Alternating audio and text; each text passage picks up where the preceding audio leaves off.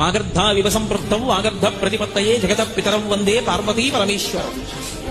అందరూ శివుడికి చెందిన వారే. అందుకే మీరు జాగ్రత్తగా గమనించండి, భూత ప్రేత పిశాచాదులు ఉంటాయి, వాటికి కూడా తండ్రి ఎవరు అంటే శంకరుడే.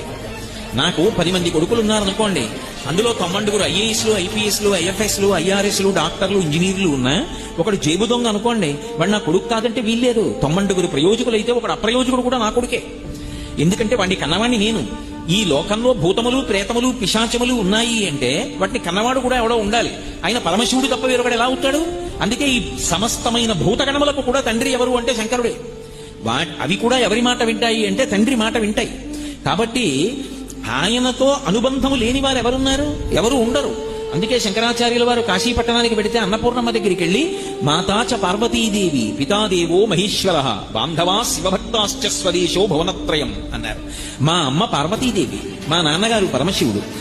భక్తులందరూ శివ అని నేను అన్నప్పుడు విష్ణువు కాదు అని మీరు అర్థం చేసుకోకూడదు.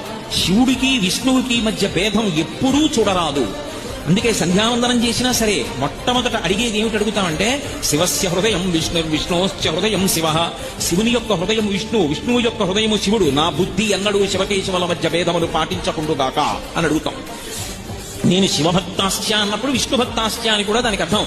కాబట్టి శివభక్తాశ్చ స్వదేశో భువనత్రయం.